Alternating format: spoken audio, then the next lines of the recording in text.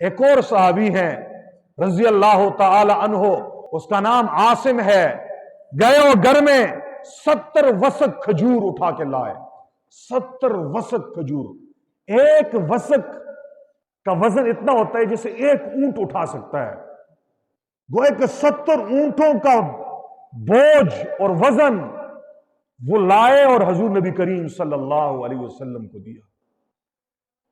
غزوہ تبوک میں ابو بکر کی صحابت، عمر کی صحابت، عثمان کی صحابت، عاصم کی صحابت، ابو عقیل انصاری کی صحابت، عورتیں بھی اس میدان میں کسی سے پیچھے نہیں ہیں، حضور کی ماننے والی ہیں، صحابیات ہیں۔